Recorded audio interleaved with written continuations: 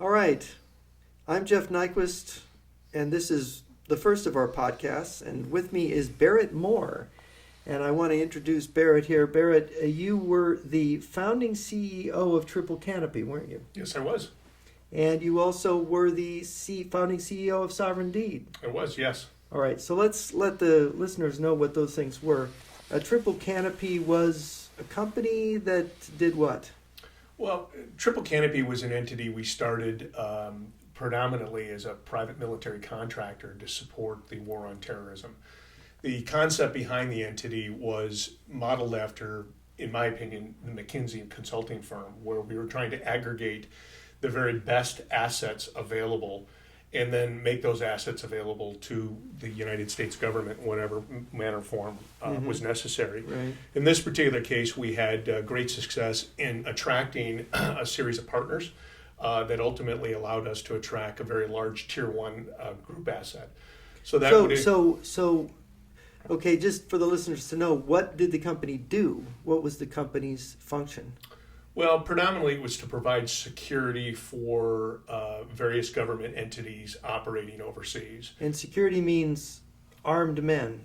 Physical security, yes. Very much think of the Secret Service in a war zone. So the Secret Service is a world-class entity designed to protect principals in a, we'll call it a non-hostile environment. Triple Canopy was built intended to operate in a hostile environment. So like Iraq, Afghanistan, a variety of other countries. And so this company was founded after 9/11.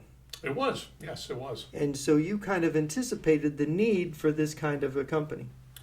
I did. It was a byproduct of a series of relationships, specifically one I had with Max Grant, who is a ex-SEAL. I had started and was running a software company before this, and we saw an opportunity, and through my relationships with Max, we were able to attract some talent, and in particular, that was my relationship with Matt Mann, who was a ex-CAG or Delta Force operator. So Delta Force, those are U.S. commandos, those are elite troops. They are the very best the United States has. So would it be fair people would call Triple Canopy a mercenary company? No, not at all. Not mercenaries. No, so in my view, and I guess we live in a world where people are distorting the facts to a great deal.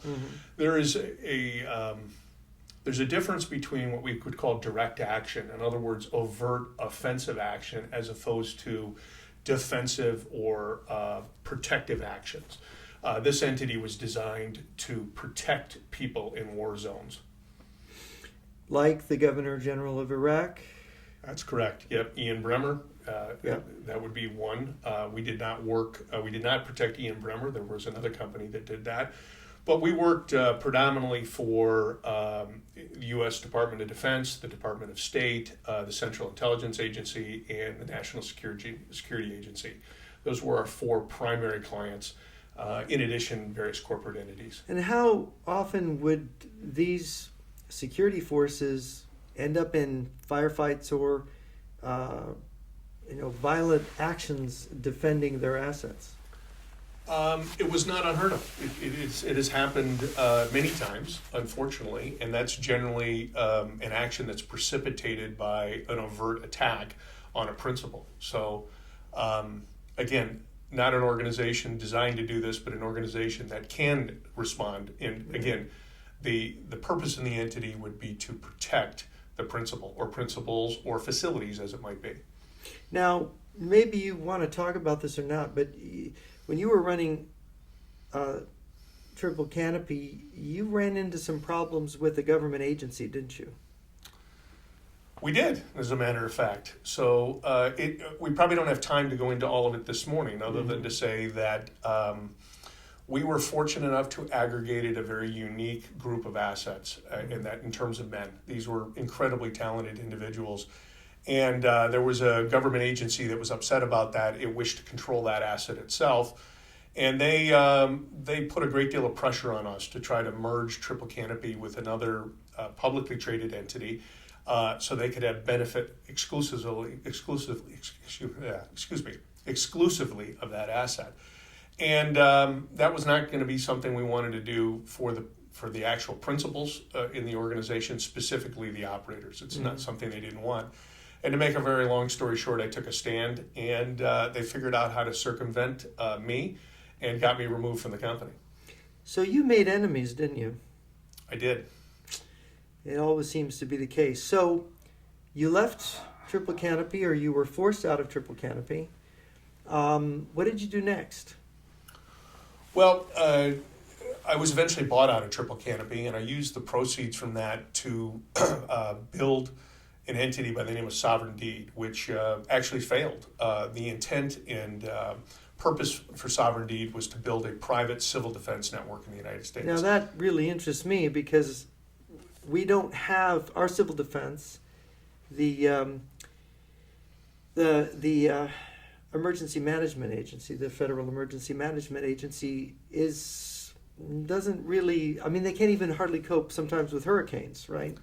That's correct. That's an entity I know fairly well. In fact, there was a presidential candidate at one point in time that wanted me to be his FEMA lead. Uh-huh. Of course, he was not elected, so it's here nor there. But the reality is the federal government has chosen not to have any civil defense in our country, Right. as opposed to many other countries around the world. In particular, our two most significant challenges, which would be China and Russia, that have very extensive investments in that. I think the only Western country that has real civil defense is Switzerland.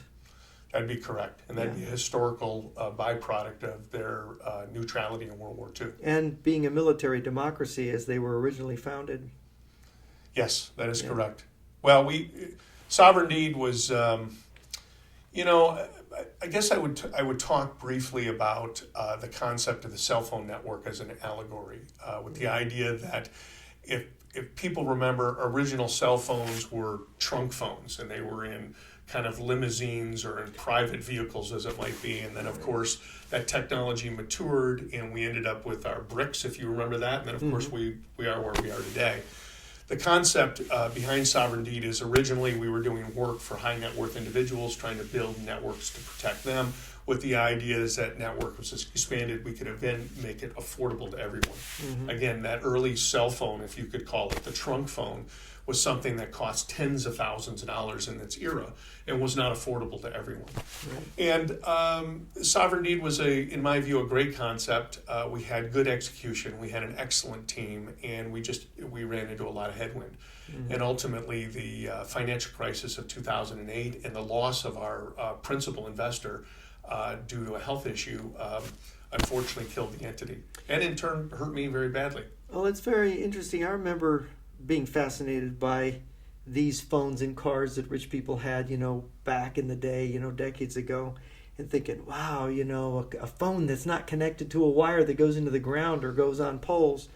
And so your concept, to try to explain it more, was that if you could get wealthy people to invest in civil defense, just like wealthy people investing in this technology for phones in their cars, or what we now know as cell phones, eventually it would become available to everybody. That is correct. In Right. other words, we could, the significant capital cost associated with building an infrastructure would be in essence paid for by those who could afford it, and thereby dropping the per unit cost, for lack of a better description, and ultimately making it affordable to everyone. And so basically you were using the capitalist system, which we know is basically, with competition and capitalism, it's the affordable way to go. Government does everything, it costs a lot, there ends up being all kinds of problems with the government doing things. If you do things in the market, you get other competition there. We end up getting civil defense through the free market. That was your concept.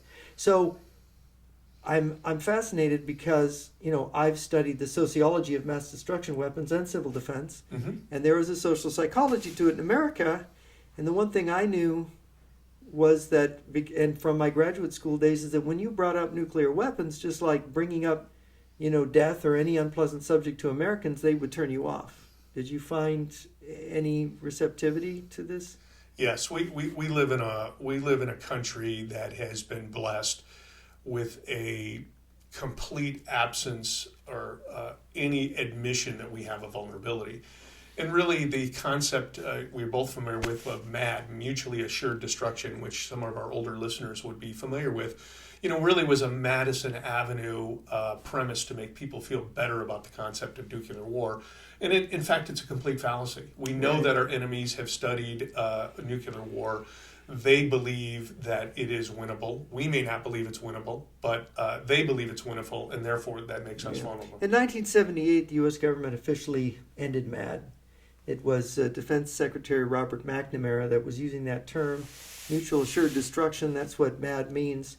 But surprisingly, it was the Carter administration. And they said, look, nuclear war is about counterforce attacks. What you do is you go after the other guy's nuclear weapons, you blow up them, and if you have nuclear weapons left over, then you could force the other side to surrender. That was basically how nuclear strategy came to be understood, and how we came to understand it. And there's good reason to believe that the Soviet Union understood it that way too. So therefore, civil defense becomes important for a number of reasons, because if cities, they go after cities, or there's fallout from military targets being hit, and if there's the use of biological weapons or any other disruption, now we have cyber attacks on the civilian infrastructure, and we have the supply chain interruption where food can be interrupted. We have, and there's the EMP attack and the power grid going down. So we have all these threats. We have a very vulnerable system, don't we? We have a very vulnerable society. We do, and you've touched on three really important concepts there. One, which of course speaks to what I've been doing for literally decades, for lack of a better description, is building facilities necessary to protect people in what we call low probability, high consequence events. But to go back and talk briefly about MAD, and in particular the targeting of silos, much of America doesn't even know the term nuclear sponge. And I, as someone focused on preparation and trying to advise high net worth individuals on this issue, the number of people fleeing currently because of COVID to the West Coast, or for any threat that they may perceive, really have completely forgotten of the concept of why we have our silos out in the West, and why they're there. And again, the term nuclear sponge speaks immediately to that, which is that area is intended to absorb a nuclear first strike. You mean the Dakotas? The Dakotas, among others, yes. Yeah. Mm-hmm. Dakotas, Wyoming, South Dakota, Kansas, the list goes on. Big discussion there, for lack of a better description. Mm-hmm. But the point of it is we are, as a nation, dangerously unprepared for any point of adversity, specifically where the supply chain is interrupted. Yeah, and that's food, and that's fuel, isn't it?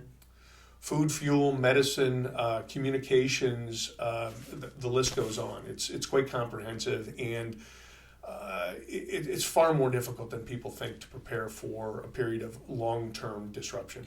Yeah, there was a man named Leon Gurr who investigated Soviet civil defense, which they really were ramping up in the early 60s, and they kept building their civil defense from that time on until you got head of Air Force Intelligence, General George Keegan, in 1977, I think it was, breaking cover, going public. I think he got fired for it, saying that Russia had built underground cities. Under every major city in Russia was a massive system of connected blast and fallout shelters with 5 years supply of food storage underneath the cities.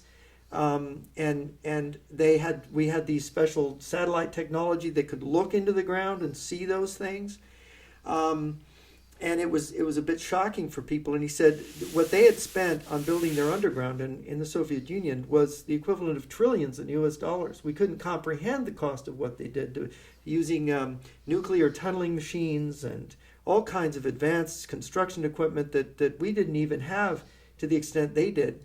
And also, and a lot of listeners don't know this, the Russians have equipment, regiments buried in bunkers outside their major cities with machines to clear the rubble of people trapped in their blast and fallout shelters after the radiation subsides, which is 14 to 18 days.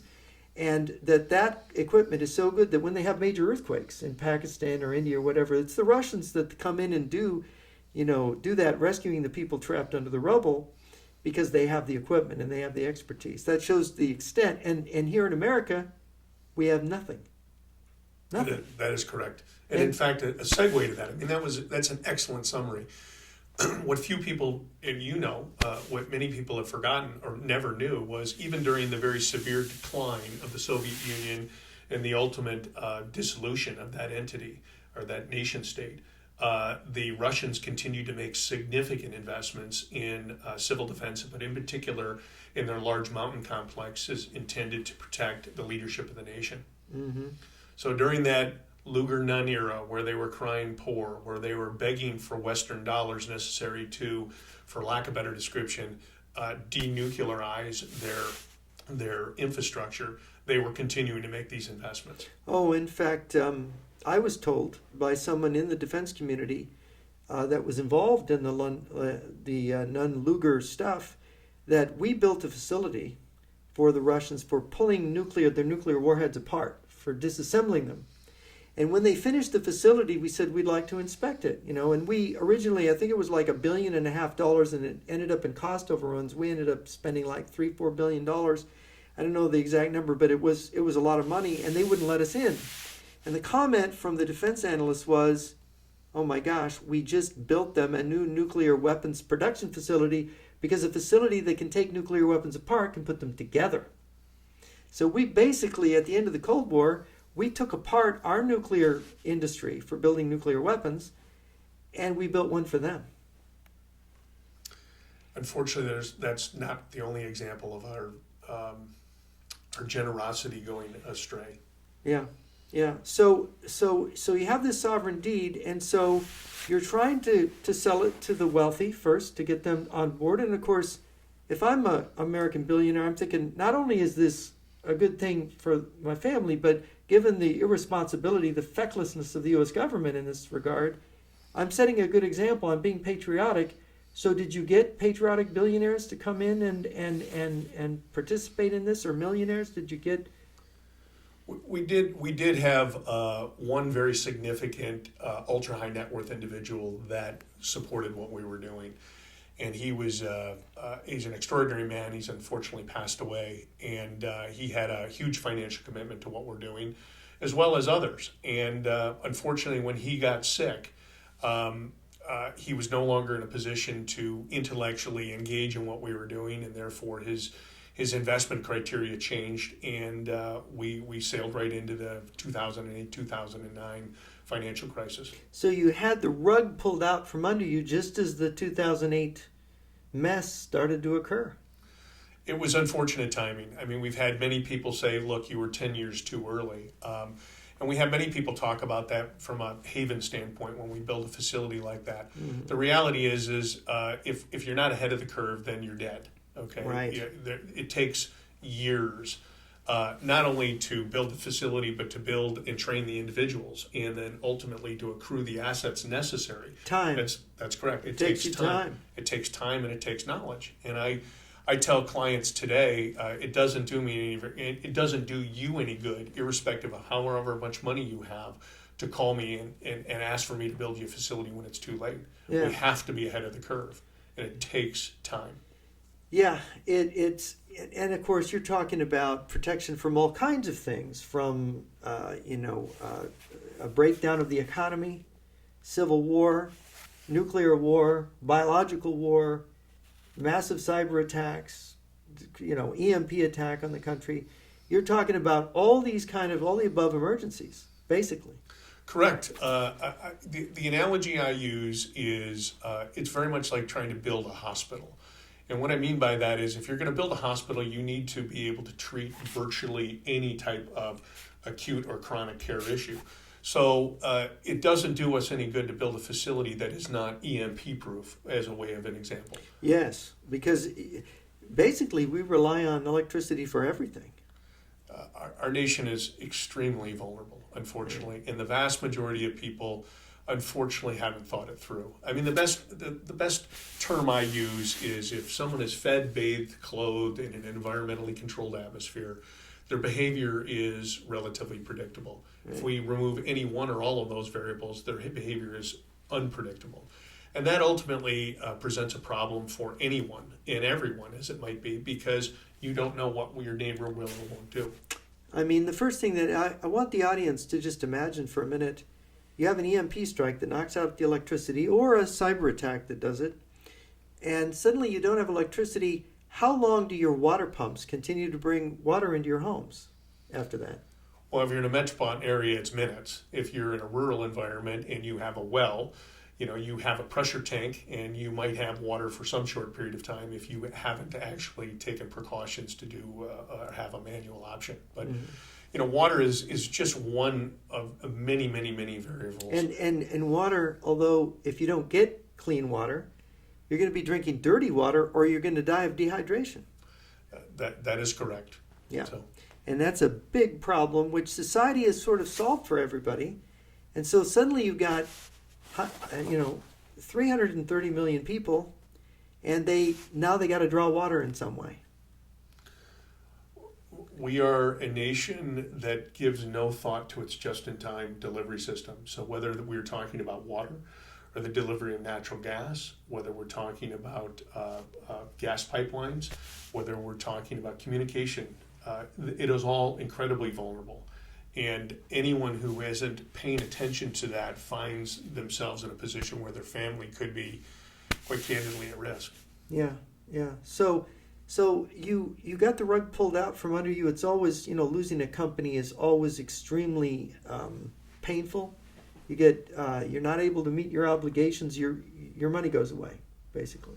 It did. It actually bankrupted me. So Yeah. I made a fatal mistake. I made a number of mistakes. And I think anytime you build any entity and you have you're trying to do something new, you take risk. The one of the biggest mistakes I made was hubris. When our primary investor no longer was able to move forward, I continued to write the checks personally and to guarantee the operations of the entity with the intention of finding a new key investor. And unfortunately, I ran out of money. You couldn't find one. And I was eventually saddled with all of this. The great news is, and I'm very proud of the fact that when we washed up Sovereign Deed, for lack of a better description, we didn't have one shareholder sue us. Not one. Okay, they understood what had happened. They were disappointed by it. We did have some creditors come after us, and as I said, it eventually ended up in a very long, protracted, and ugly bankruptcy. But this is a byproduct of taking chances, and right. One moves forward, and you recover from these things. Right. So, what are you doing now? Well, I've been doing a number of things. As I alluded to earlier, I've been building haven facilities for people. And what does that mean? We've created a classification system based on need and individual responsibilities, for lack of a better description. The idea is people need a place to go, and they need someone to turn to. And we live in an environment where there is no one. The federal government is not going to be there. The state government is not going to be there. And people have large disposable assets, but they just don't have anyone or a team that they can turn to. So what we do is very much akin to the construction of a mega yacht, for lack of a better description. So the idea is, if you're going to build a yacht, you have to attract a crew, you have to find a builder, you have to spec the ship, for lack of a better description. You then have to have a crew, you have to build a culture. We do the same thing from a facility standpoint. I built my first facility in the late 1990s, and it's been something I've been doing on the side ever since. And a byproduct of that has been an opportunity to meet some incredible people and to build some very unique facilities capable of candidly protecting someone from virtually any eventuality. Now, again, just like with Sovereign Deed, you made some enemies. There are people that don't like what you're doing, isn't there? There are. We've had some headwind. There is a divide in our country, and it is not only right and left. It's up and down, and there are any number of people that are upset that individuals could use their affluence or wealth to try to mitigate risks that other people don't have. And it's just candidly wrong. In other words, some people would say, you're just trying to protect rich people, and therefore you're evil because you're not trying to protect all the poor people.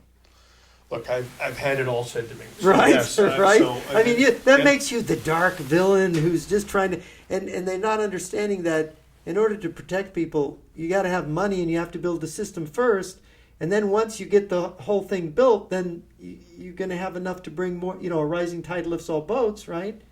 But Right. you have to get there first, and you talked about ideology. Isn't it true, and I've noticed this too, there's a militant resistance to the idea of civil defense in this country? There is, and there's with some irony that I've watched some of the pundits through this COVID period contradict positions that they took when they attacked what I had been trying to do. They attacked you, yes. And I think of the expression, and I won't name names, and I never do. Barrett Moore and his team are going to rescue the quote billionaire from Lexington and 72nd 42nd in New York City, and he's going to leave the pregnant woman to die. Right. It's foolhardy. It's just plain and sheer ignorance to say that. The reality is every family has an obligation to try to do the best they can to support their family, and some people have the economic resources to do more than others. One of the things that I try to insist on in any facility that I build is that there is a level of redundancy in that facility to address their need to help people in the local area. And sometimes that's a point of contention. Candidly, sometimes that means I won't work for someone. So, in other words, if we can't build some elasticity into the facility to help people in the local area where that facility is constructed, and there isn't a methodology to do that, then maybe that's not an engagement we need to pursue. Right. And of course, aside from the ideological sniping and so on, this is something I discovered years ago and have written about. Our economic system is based on economic optimism. It is.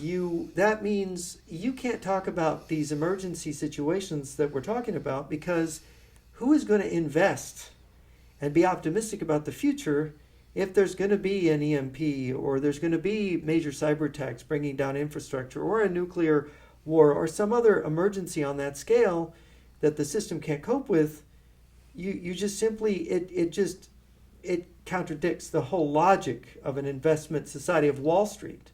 So in a way, you're going against Wall Street, aren't you?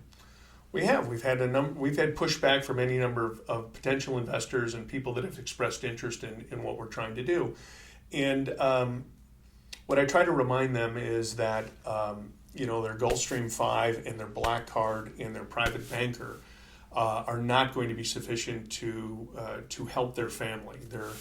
Their second, third, or fourth home, as it might be, those are, as it is, crystal palaces on hills. They're incredible homes, incredible properties, but they're not designed to be operated at points of adversity. In fact, I think it was yesterday, the incredible home in Los Angeles called the one that they were trying to get $500 million for, sold at auction for, I believe, $126 million.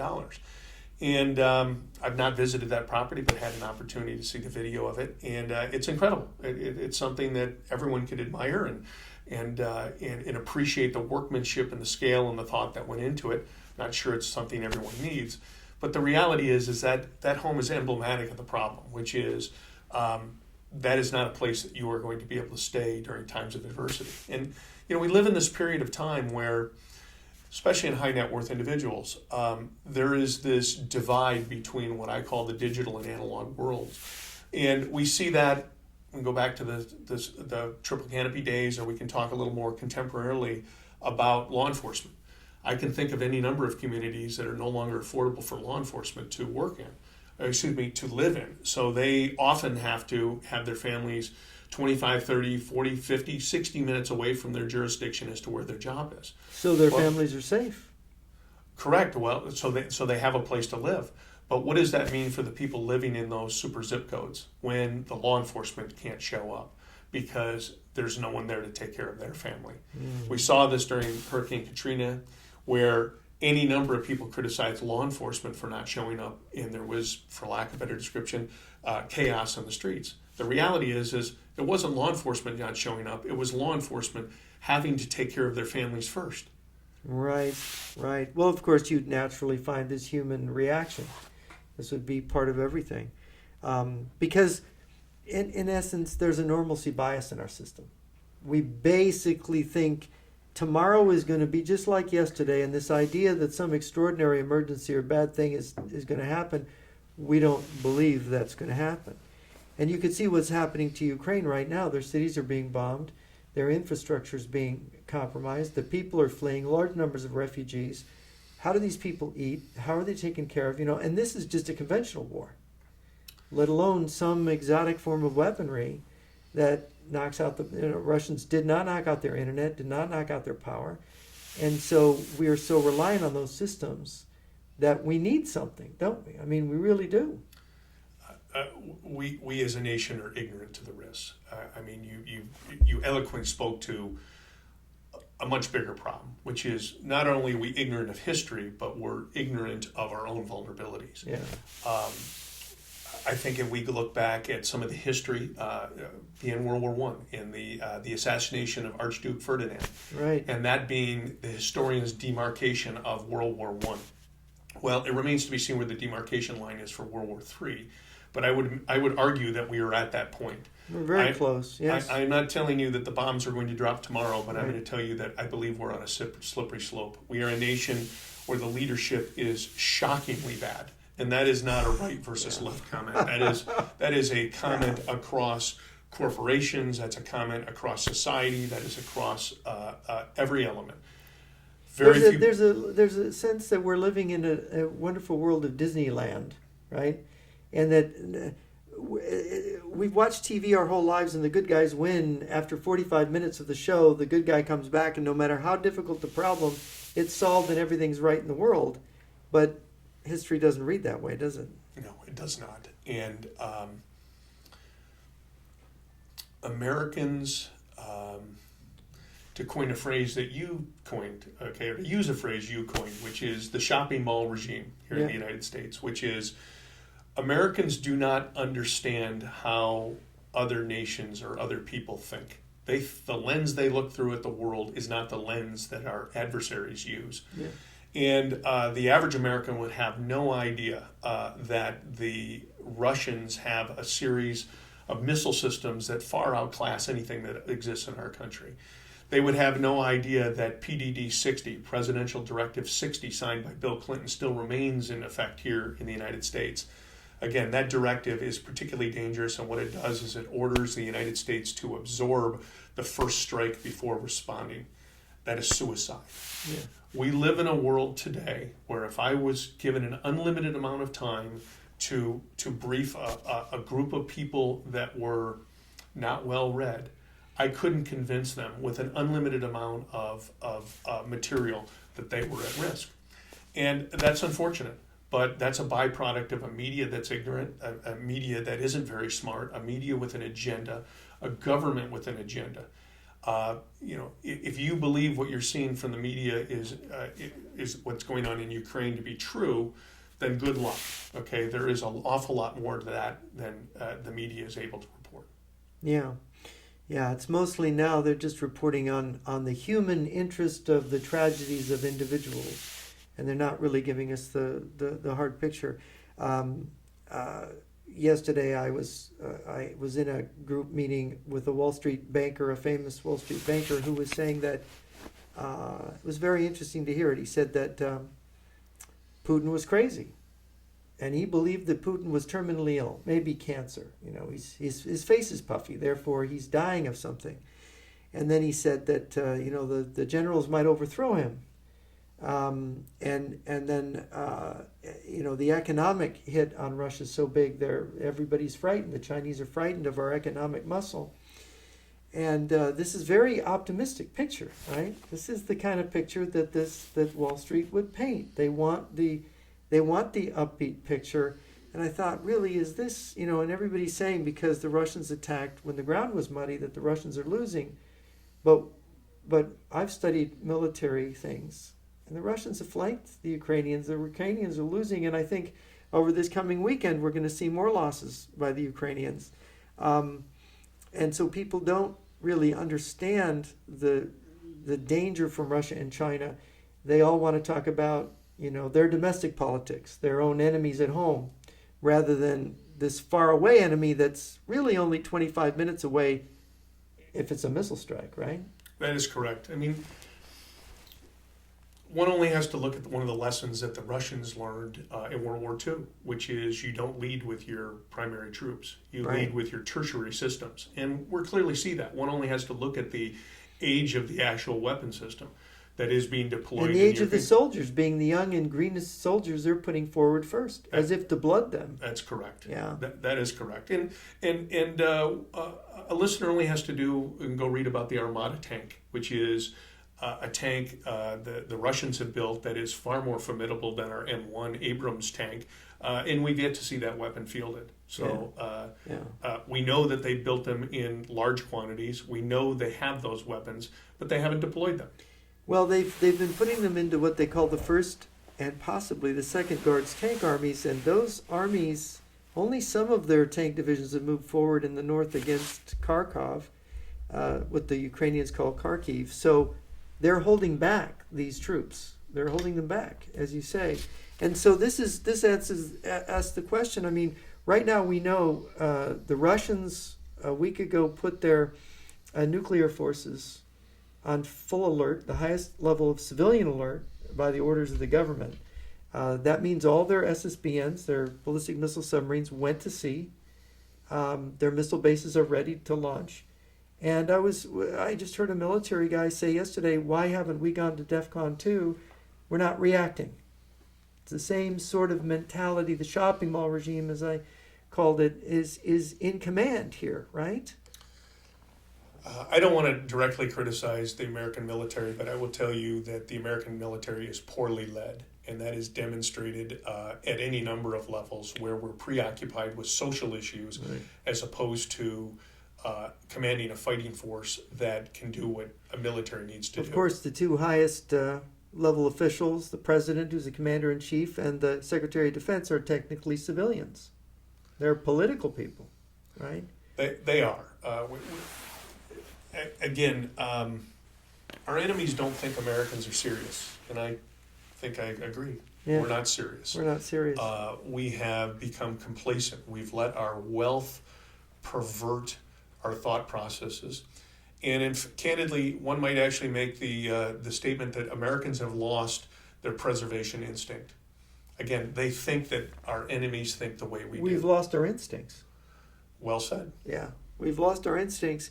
It is something that's observable, and we have been conditioned to this consumer society, not conditioned to, our ancestors were pioneers. They came here, they cut out of the wilderness a country, and then what? Then it was very successful economically. And we were the country that was protected by oceans. But what happened in the meantime, missiles, submarines, everything that could come and attack this country at very close quarters, submarines from under the water with missiles, cruise missiles and ballistic missiles, and missiles from abroad, bombers with cruise missiles on them. So America, the great distance in those oceans don't protect us anymore. They don't. We spend approximately $100 billion a year on intelligence collection. There are 17 agencies. There are really 19 agencies, but there's 17 that are publicly discussed. And candidly, those entities have become political. The lens in which they report their data has to go through a political filter, and as a result, I don't think we are prepared. And we have, let's just discuss this for a second, the two political parties, Republicans and Democrats. This is the late Stanton Friedman, who wrote Blacklisted by History about Joseph McCarthy, basically vindicating him. He said there's two parties in America, the stupid party and the evil party. He said bipartisanship is when the stupid and evil party get together and do something that's both stupid and evil. So what do you say to that? I would not disagree. It makes me think of, I've been working overseas for a decade, and I came back and I had, in fact, I started a company. I had left the entity that I worked for and had returned to the United States. And to make a very long story, this was in the mid-1990s, and I happened to find myself in Chicago. And this was a period of time where there was an investigation of the Ways and Means head, which was Dan Rostenkowski. And From Chicago. From Chicago. Yeah. And he was a great entrepreneur. He figured out that if you took postage at that era as a congressman, you could have an unlimited amount of postage. You take the postage and then you sell it out the back door, you keep the money. And of course that's illegal. And I remember commenting to someone in Chicago, more than one person, about this, and their comment was simple. Yeah, Dan Rostenkowski's a crook, but that's okay. He's our crook. Mm-hmm. I think that tells you everything we need to know. And that was, almost 30 years ago. That was a long time ago. Yep. And so the corruption in Washington, I've heard people describe that corruption as just absolutely, incredibly, unbelievably bad. It's perverse. I had an opportunity to help on the periphery of the evacuation of Americans, predominantly from Kabul. And as you know, that took place this summer. The collapse of Afghanistan last August. Yes, so That's you were right. involved in this evacuation thing. So what, it's interesting. What did they see? What really happened? How many Americans were left behind? How many Afghans were left to their death? It was perverse, but what the takeaway was, being, for lack of a better description, a very small cog in a very large private sector mechanism that emerged to try to remove these people. Mm-hmm. It was quite evident that everything the government told us was a just outright fabrication. They just lied. It was an outright fabrication. So the administration, when Biden said that we got 120,000 people out of there, he was lying. Yeah, his number was 126,000. At that point, the databases that we were involved with showed not quite 30,000. We believe that they lied by a factor of at least 4. Wow, that's really lying.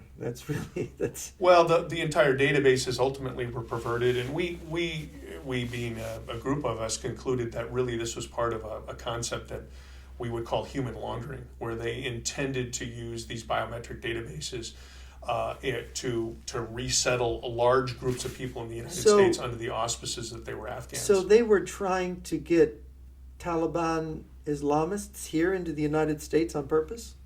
Well, I can't tell you that, but I can tell you that there was an overt list to ensure certain people couldn't leave the country under any circumstances. Uh-huh. So individuals that had helped us, perhaps the DEA or the CIA, they were refused exit. So at which point in time, the Eagle Camp facility was closed, which was a CIA facility in Kabul. This is a betrayal of our allies, of people we worked with, who we had an obligation to. We were betraying them. Well, this is a pattern of American conduct, unfortunately, which is a pattern of Americans not holding people accountable for their actions. And we're all at fault for that. It goes back to Laos, Vietnam, Cambodia. I think it's longer than that. But yeah. Yes, and that's what's important to drive into the American public. If you believe that the federal government is going to do something for you during a time of adversity, you're mistaken. Treason at a high level. Let's talk about that for a minute. I mean, you've seen a lot of things. I mentioned Stanton Friedman's book on Joseph McCarthy. Joseph McCarthy, there's work that he's done, that his family's holding on to.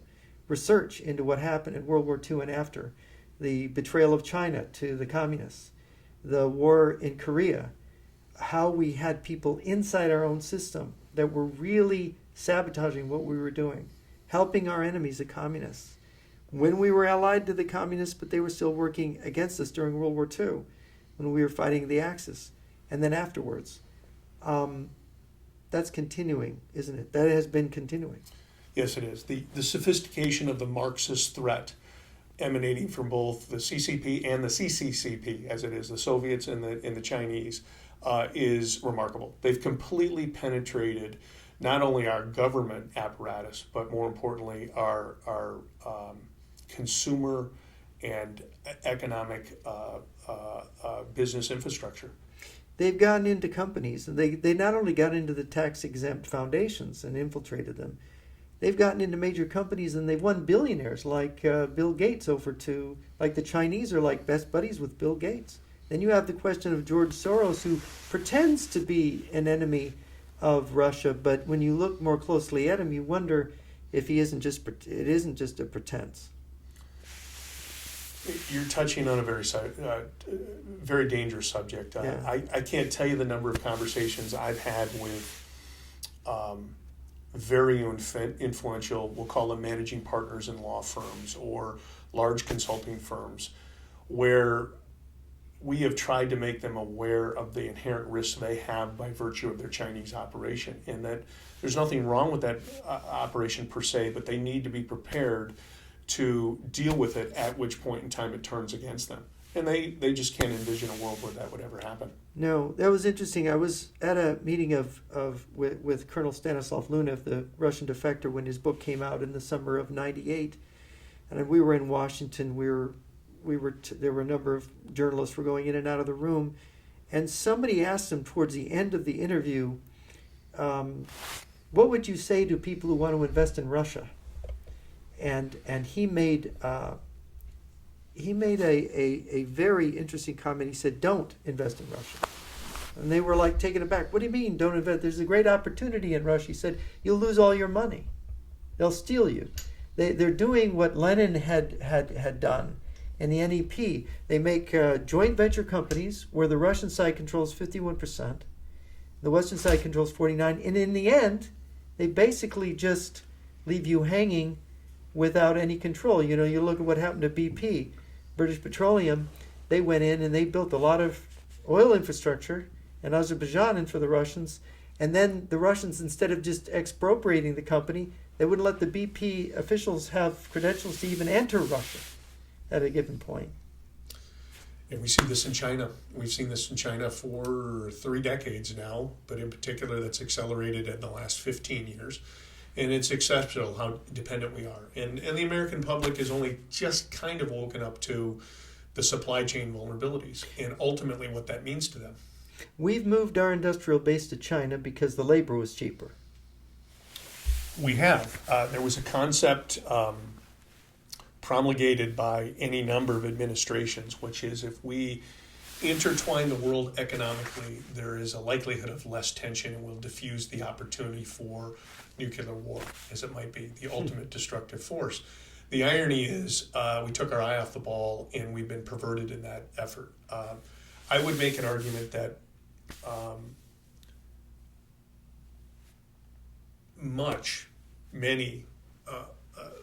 a large percentage of our professional class has been corrupted by the relationship with China. And they don't even see it. It's the law firm that has opened up a number of Chinese offices and has quadrupled its revenues. I mean, one only has to look at law firms and the earnings per partner and what's happened over the last, in particular, last 5 years, but 6 or 7 years, where per partner earnings have gone through the roof. Astronomical. Doing great work, but driven, for lack of a better description, by the Chinese and their activities. And there's nothing per se that's wrong with that, if in fact you see the big picture and you see how dependent you are on that. And once you're dependent on it, is can you ever walk from it?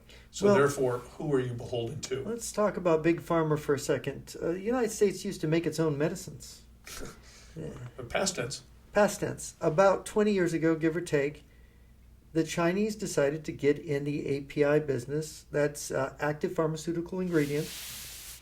And now they supply roughly 50%, maybe more, of our pharmaceutical ingredients for our medicines, vaccines, and other things. And we are absolutely dependent on China now.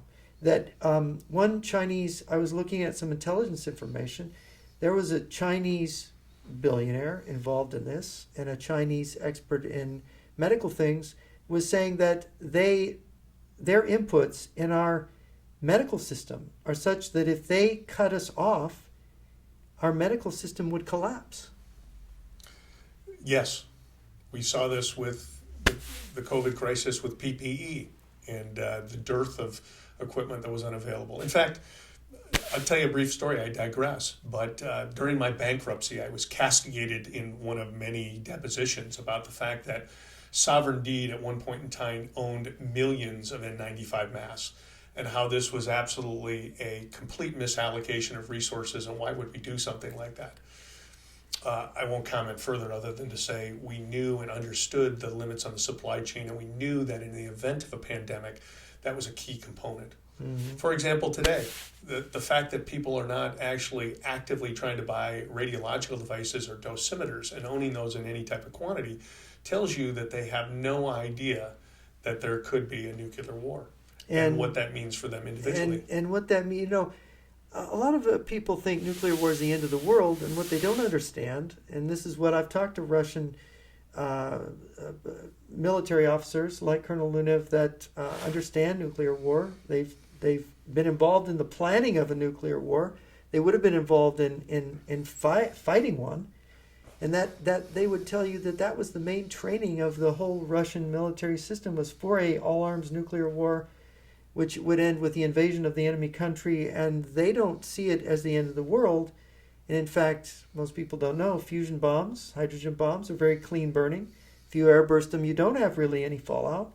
And if you ground burst them, the fallout goes away in 13 to 18 days. And so what you need to know is whether you are being exposed to something to get underground and get protection. Among other things, yes. Yeah.